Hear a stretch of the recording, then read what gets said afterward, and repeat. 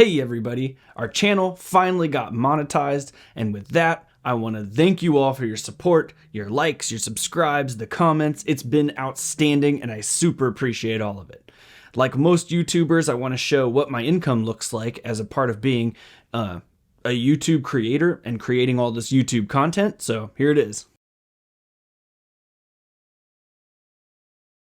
I'll try my best not to spend it all in one place. Hey everybody, my name's AJ and this is The Wealthy Idiot Show.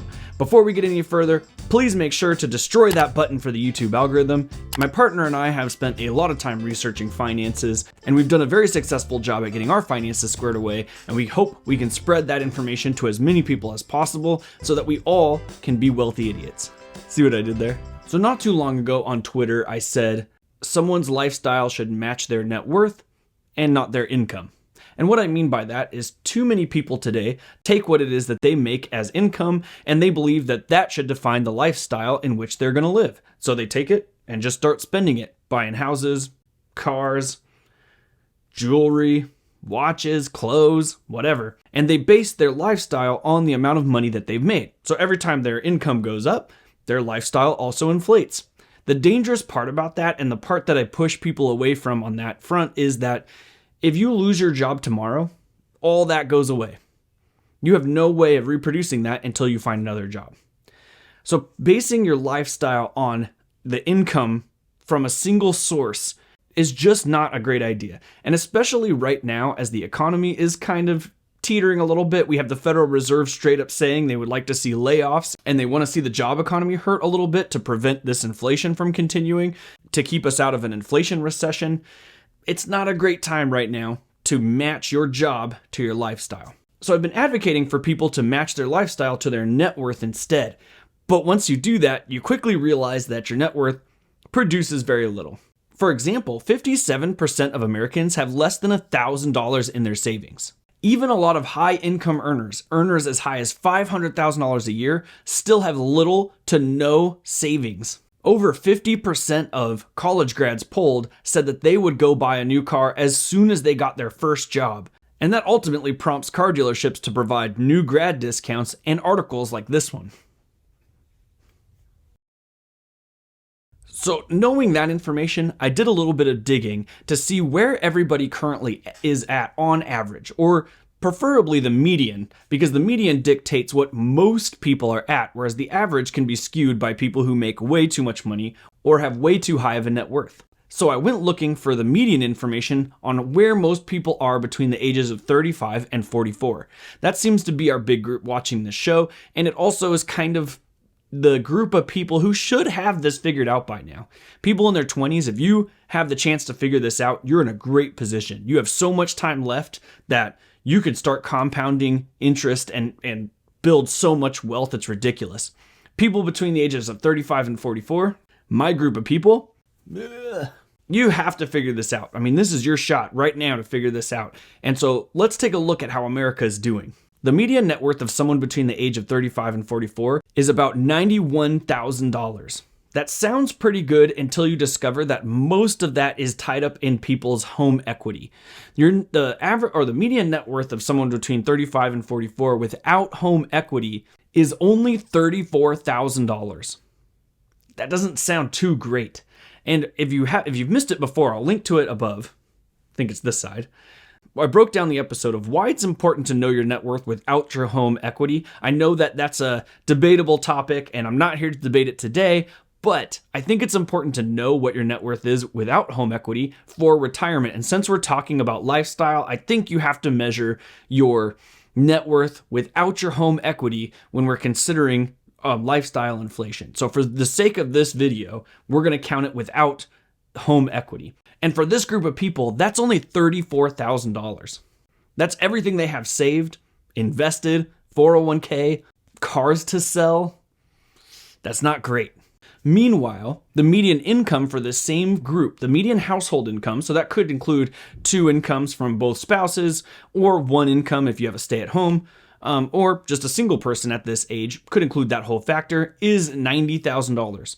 So people are making $90,000 between the age of 35 and 44. That's the median income, and they've only saved $34,000 of it over the course of their entire lifetime. As Thomas J. Stanley says in the book The Millionaire Next Door, wealth is not the same as income. If you make a good income each year and you spend it all, you're not getting wealthier, you're just living high. Wealth is what you accumulate, not what you spend. So I think this concept is really important. If you make $100,000 a year and you spend $100,000 a year, you are just as poor the following year. If you make $50,000 a year and you only spend $30,000, you actually became wealthier than that person spending $100,000. And I've pointed out before too, not only are you wealthier, but you're capable of actually surviving longer without a job, because that $20,000 means so much more to you. It's much larger chunk of your actual income than zero would be to a $100,000 person. So you could live longer while trying to find another job or trying to find other means of income than someone who has zero at all. And if you had like a $500,000 income, like our first example, and you saved nothing and you lost that job, imagine trying to figure out how to pay that house, how to pay that car payment, how to, basically survive anymore. You'd have to downsize your life so much that it would become impossible to survive. And we all know downsizing is the hardest thing to do. It's easy to inflate your lifestyle. It's nearly impossible to deflate it. So too many people inflate their lifestyle and they spend whatever it is that they make because they believe that their job and their income dictates the way they should be living. And I disagree. I think net worth should dictate that fact. But if you take a look at net worth, let's say you're starting tomorrow and you're going to dictate your lifestyle off your net worth. Zero net worth produces zero lifestyle. And how are you supposed to live with zero? And that's a good question. I don't think that that's possible. So we got to create a system in which we can find a way to cover our lifestyle and increase our net worth such that we can then expand our lifestyle once we reach a certain point. And we kind of know how and where it becomes appropriate to expand our lifestyle. So the rule for this, and I think that this is not a hard, set, fast rule. I haven't really done a whole lot of research to figure out what this looks like, but putting some quick numbers into the wealthyidiots.com website produces some interesting stuff. Let's take a look at it real quick. So in this example here, let's say that we have a $50,000 a year income. And let's just remove taxes from the picture. So let's just say this is net, just so that we can make this as simple as possible. So it's $50,000 a year after the IRS took a bunch of your money. I mean, taxed you.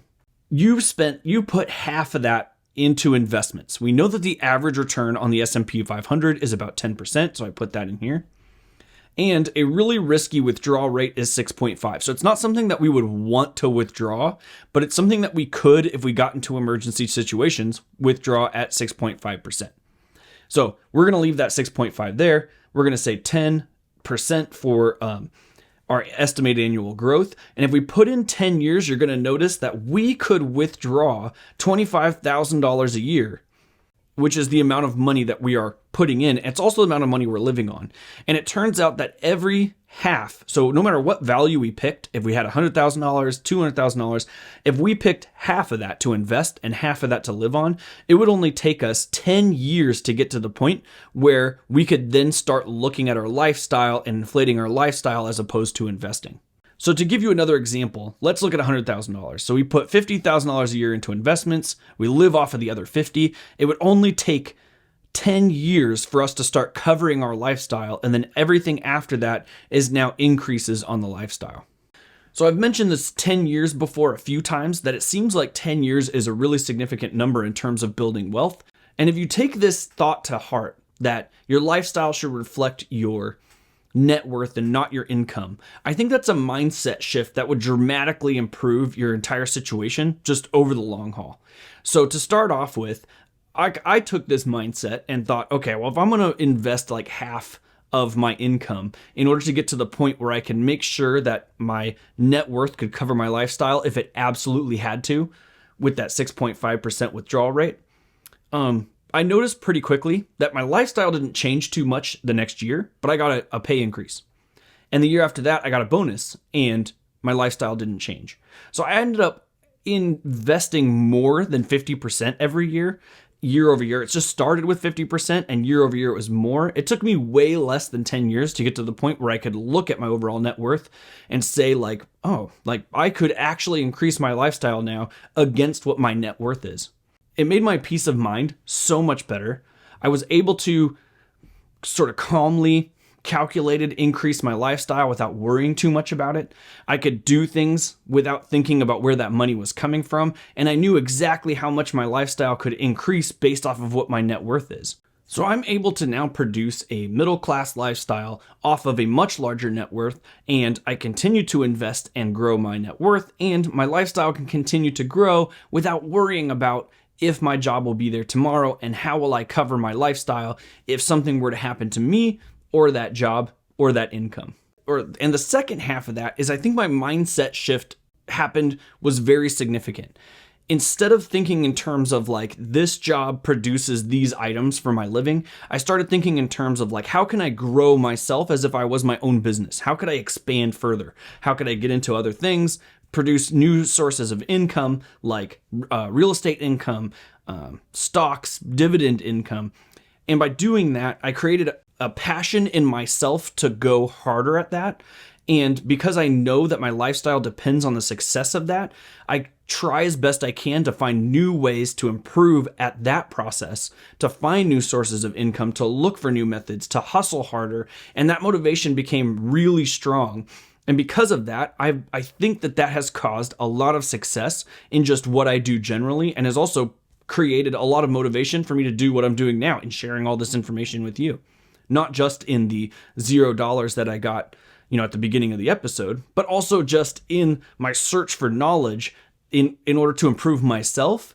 And then it makes me want to help other people improve themselves as well. I think that's a key component to being successful at this. And I think this is a really easy way to measure whether or not your brain is in the right place. Does your lifestyle match your income, or does it match your net worth? And if it doesn't match, what are you doing to fix that? Are you going to try this 50-50 method? Do you have some other plan to try and resolve that? I'd be really interested to know if you got a plan to resolve that, what that looks like. So comment down below and let me know. Check out wealthyidiots.com for any new information that's coming out and news. And thank you everyone who has supported us, that has pushed us this far. This has been an incredible experience and an amazing opportunity. And I just cannot express to you how thankful I am to everybody who's been a part of this community. So thank you once again, and I'll see you guys next time.